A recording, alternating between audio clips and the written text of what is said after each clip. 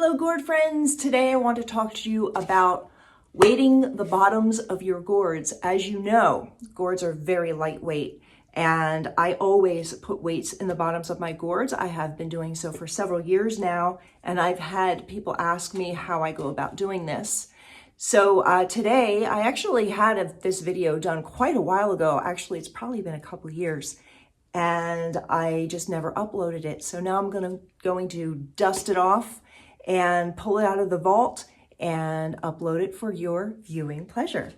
So if you want to know how to weight the bottoms of your gourds, stick around. Enjoy.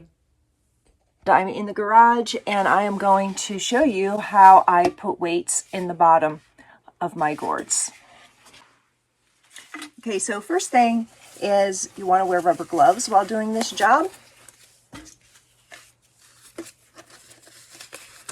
The weights that I use are actually they're scuba weights, and they come in these mesh bags. So a scuba diver would just keep it right in this bag, but I cut the bag open and you will find little lead weights inside. So this is the bag of scuba weights, and here are the BBs inside. So then all I do is pour a little bit of these weights inside my gourd. Now this gourd does not need a lot of weights. It's already a pretty heavy gourd on its own. I'll just put a few in there and let you see what that looks like. Okay, so there they are inside the gourd, and you can shake them around a little bit to try to get them distributed the way that you want them. I've noticed that sometimes if you have a wobbly gourd, then you can kind of shake them to the one area where you really want it to sit, and that will sometimes solve the problem without actually having to modify the base of your gourd. So sometimes that just is all you need, is just to have the weight be more on one part of the bottom than the other. What I use is a 2-part epoxy resin, and I use the West system, which is really nice because it has pre-measured pumps. So this is the actual resin that takes 1 pump of the resin and then 1 pump of the hardener, and it takes about a day to dry completely. One other thing that I like to do is add a little bit of dye to my resin. It just takes a couple drops. The trans tint works really well. Little goes a long way, and that way it tints the resin so that you don't see the little BBs in the bottom. But that is totally optional.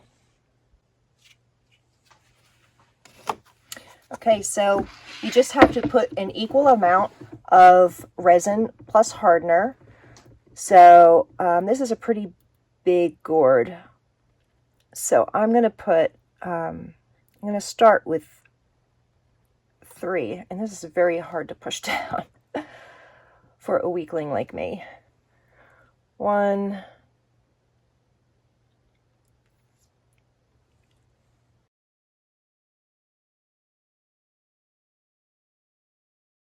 and then 3 pumps of hardener.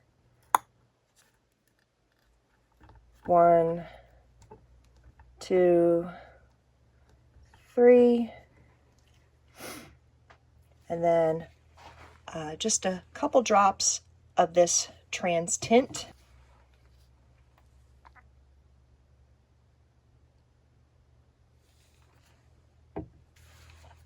And I'm just going to stir really well.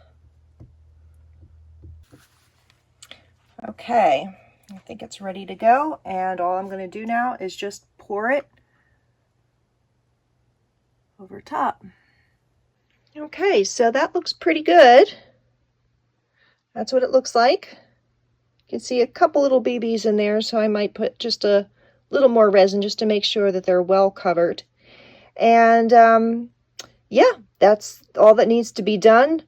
If you don't like that shininess, which sometimes what I'll also do is just take a little of my flat acrylic paint and just kind of dab that over top of the resin so that it doesn't stand out quite so much when you look inside the bowl. So if you just let your bowl sit for about 24 hours, it should be totally dry. And you can also keep an eye on it. If you see any little bubbles forming, you can take like a long lighter and just run the flame over top of the bubbles, and that'll just pop the bubbles and even it all out. Real easy to do. Just be careful that you don't catch your gourd on fire. So that's about it. This gourd is ready to go by tomorrow. By the time it's all dry, it'll be ready to do the next step, which is to put some artwork on it. Thanks for watching.